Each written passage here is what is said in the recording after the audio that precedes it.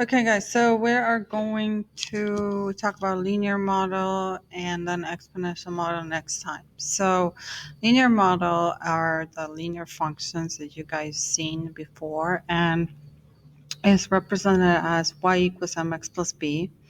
And the y is the sum, the end product, how many you will have, uh, whatever you're looking for. The m is the slope, and the b is the y-intercept. Now it can also be written as a f of x. So y really is f of x. What does that mean?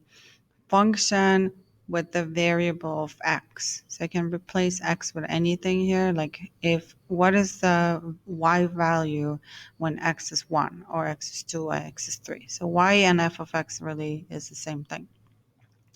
This is the same formula. I just want to write different things. How can you remember? So m is the slope, but also you can think about it how you move. What's the change?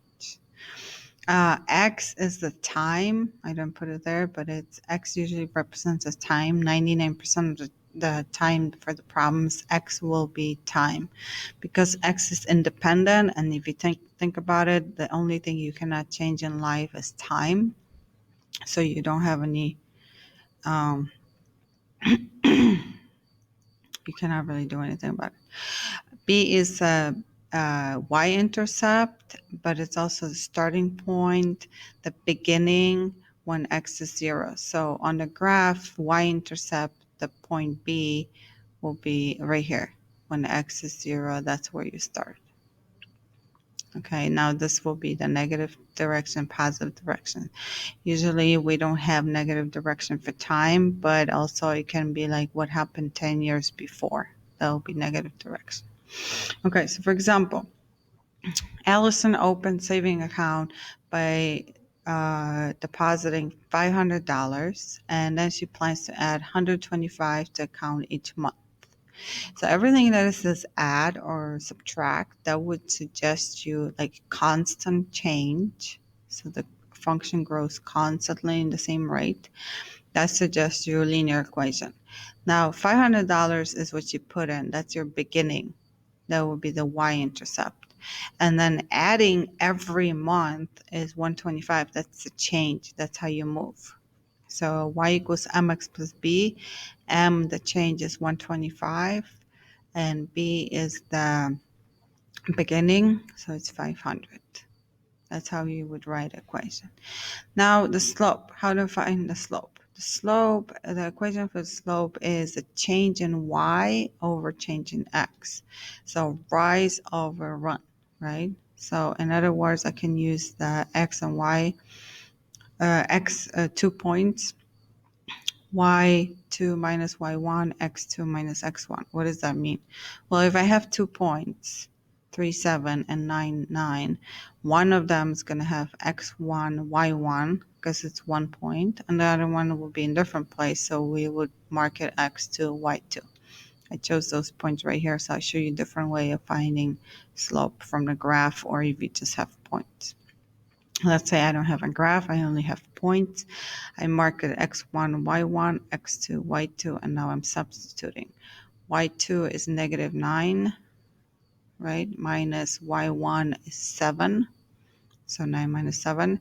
x2 is 9 minus 3. So 2 over 6 is my slope, but we try to reduce it as much as possible, so I can divide them both by 2, so it's 1 over 3. That's if you have points given. Now from the graph, if you remember, the slope is rise over run. So you want to go from this point to this one. Let's say we're always going from left to right. So how do I get there?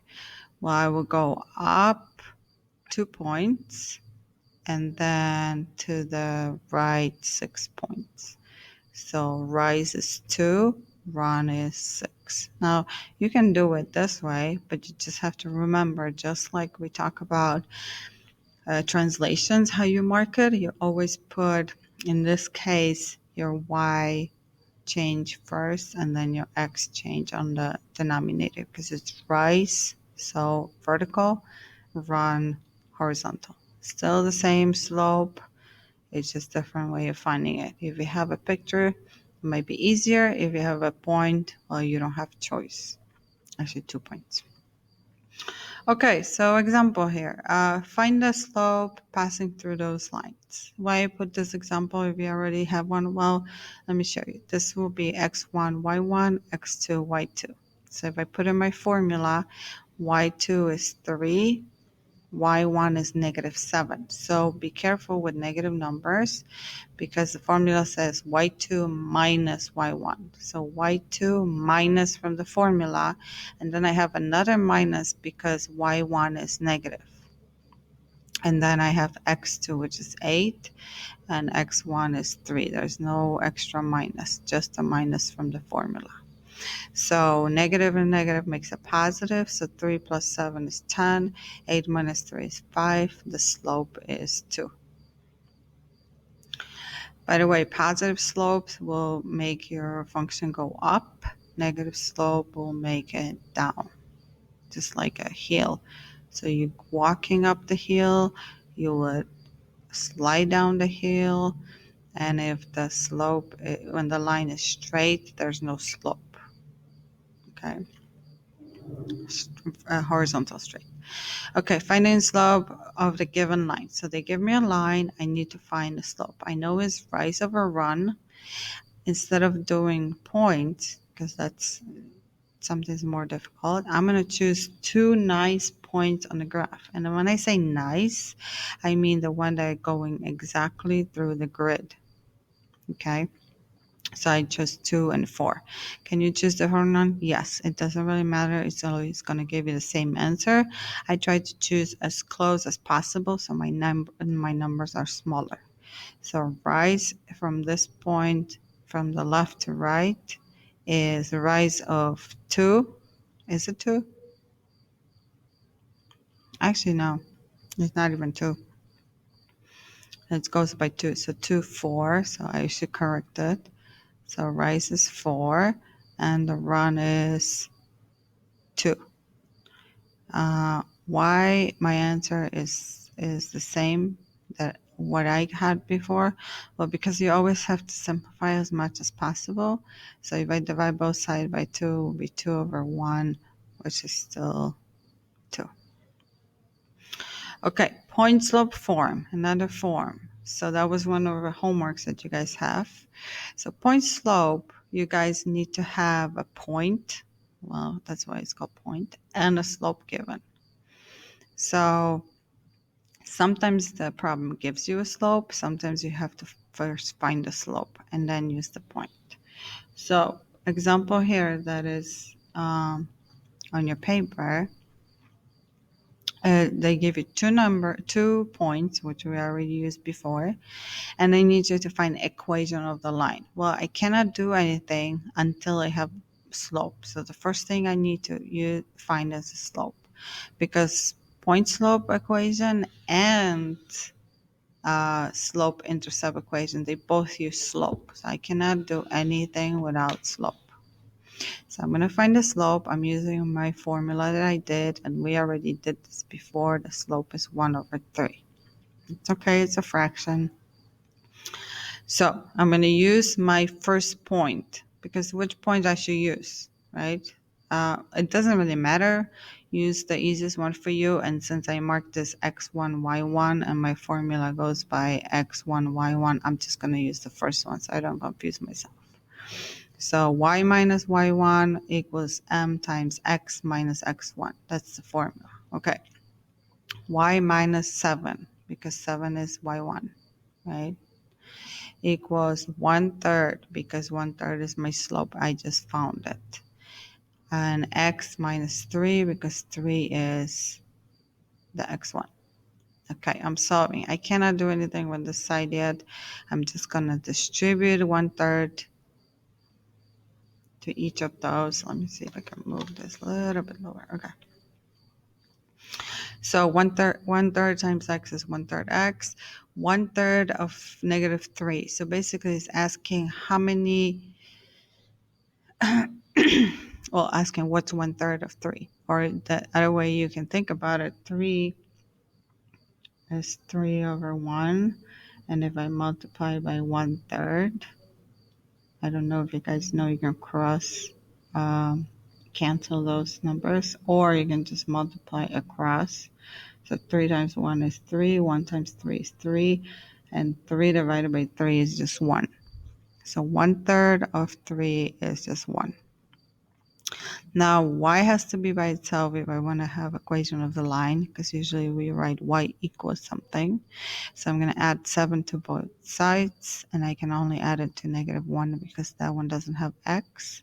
So my equation of the line is y equals 1/3 x plus 6. Okay, and now the back. All right, here we go, the back. So there's another one here that I put examples. If you guys want to just, we can just look at it. What's the difference? Well, they just give you a point on the slope. So you don't have to find the slope. The slope is given to you. The points are marked x1, y1, and just substitute and solve it. All right. Same thing with this one. It passes through this point. It has a slope. So I'm using y and x value. I'm using the slope. This might be a little bit more difficult, but guys, I don't know if you notice, every time your denominator and the numbers are the same, they really cancel, and then you're just dropping the numerator down. That's what I got -5 from, because 5 times -3 is -15, divided by 3 is -5. Or just cancel those numbers. So I multiply it by x, and then I multiply it by -3. And then after that, I add 5. Now this one, guys, I crossed it off because the numbers are just too much, so don't worry about it. Okay, find the slope from graph, another equation, another example. So they mark the points for you. We usually go in from left to right. So I would go 5 points to the right and 2, 4, 5 down. No, 4 to the right and 4 to the right and 5 down, right? Or so 5 down and 4 to the right, or if you guys think about it a different way, is 5 up and 4 to the left. So be careful.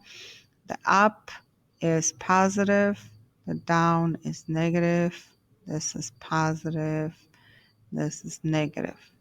And we always put a right over 1. So what direction we went up? We went 5 points up, so +5, and we went uh, 4 points to the left, right? Correct? So because we went to the left, it's -4. So usually we don't put negative in the denominator. We just put it in front. So it's -5 over 4. Now, if I look at the other way of going, I still have to put the rice on the top. So I would go 5 down, and down would make it -5, right? And then I would go 4 to the right. And because we went to the right, it's positive. We're still going to get the same answer. Okay, another example here, guys. I'm just going to let you look at it because I didn't do anything new. This is another example of finding equation of the line if 2 points are given. Find the slope first and then substitute all the information you know. Same with this. You can try on your own. Those are the answers.